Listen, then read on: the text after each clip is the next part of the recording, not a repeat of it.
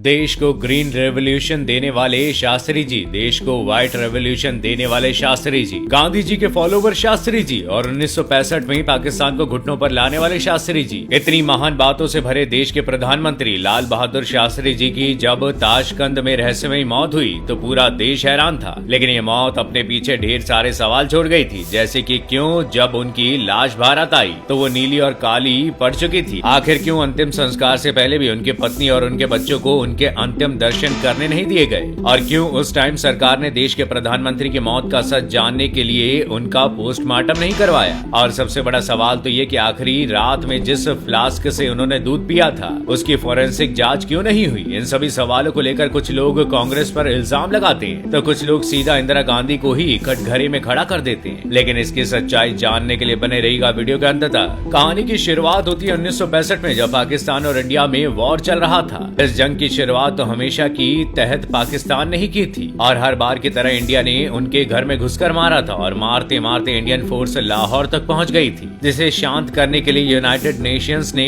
दोनों देशों को सीज फायर करने को कहा। जिसके बाद रूस ने भारत और पाकिस्तान दोनों को ताशकंद आकर अपने बीच समझौता करने की बात कही, जिसे दोनों देशों ने मान लिया। एग्रीमेंट 10 जनवरी को साइन होना था। दोनों ही देश मीटिंग हॉल में साथ बैठे और एग्रीमेंट पर साइन किया, जिसे अगर शॉर्ट में बताऊं तो ये लिखा था कि इंडियन फोर्स जो लाहौर तक पहुंच गई थी वो चुपचाप वापस आ जाएगी। कहा जाता है कि शास्त्री जी इस पर साइन नहीं करना चाहते थे, लेकिन उन्हें किसी के दबाव में ऐसा करना पड़ा। साइन होने के बाद जब वो अपने कमरे में गए तो सबसे पहले उन्होंने इंडिया में कॉल लगाकर अपनी पत्नी और बेटी से बात की, जिसमें वो ये पूछ रहे थे कि इस साइन को लेकर इंडियन अखबारों ने क्या छापा है, जिससे ये अंदाजा लगाया जा सकता है कि वो इस साइन को लेकर इंडियंस की राय को जल्द से जल्द जानना चाहते थे। इसलिए उन्होंने ताशकंद में इंडियन अखबार पढ़ने की भी इच्छा जताई थी, लेकिन उनकी सुबह हुई ही नहीं। शास्त्री जी की मौत या हत्या जो भी हो, उसके बाद कुछ बातें जो सामने आई उसे आज तक कोई भी सॉल्व नहीं कर सका। जैसे भारत आने के बाद उनका मुंह नीला काला क्यों पड़ गया था, जबकि भारत सरकार उनकी मौत का रीजन हार्ट अटैक बता रही थी, और अगर वो हत्या नहीं थी तो उनके नीले पड़ चुके मुंह को ढकने के लिए चंदन क्यों मल दिया गया, ये आज तक किसी को नहीं पता। और क्यों जब उनकी डेड बॉडी को आखिरी स्नान करवाया जा रहा था तो उनके बेटे को उनके पास तक नहीं आने दिया गया। भारत आने के बाद और भी कई ऐसे खुलासे हुए जो बहुत ही चौंकाने वाले थे, जिसमें शास्त्री जी की पत्नी ललिता देवी ने कहा कि जिस फ्लास्क को हमेशा अपने साथ दूध पीने के लिए वो रखते थे वो भारत उनके बाकी के सामानों के साथ वापस ही नहीं आया। और कुछ लोगों ने उनके गर्दन और पेट पर कुछ कट के निशान भी देखे थे, जो क्यों और कैसे पड़े ये किसी को नहीं पता चला।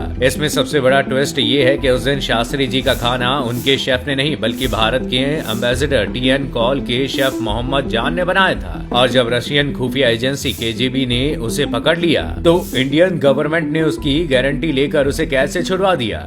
शुरुआत में तो इस मुद्दे पर सरकार कह रही थी कि जांच की कोई जरूरत नहीं है, ये हार्ट अटैक ही है। लेकिन शास्त्री जी की मौत के 10 साल बाद 1977 में जब जनता दल यानी कि बीजेपी की सरकार बनी तो जनता दल ने जांच के लिए नागराज कमेटी बिठाई, और इस केस में सिर्फ 2 ही प्राइम विटनेस बचे थे। दोनों विटनेस की उसी दिन अलग अलग जगहों पर एक ट्रक एक्सीडेंट से मौत हो गई। जबकि पत्रकार अनुज धर ने अपनी किताब your prime minister is dead में कहा कि उन्हें सीआईए, केजीबी और उस टाइम की सरकार पर इल्जाम लगाया, लेकिन सच्चाई किसी को नहीं पता।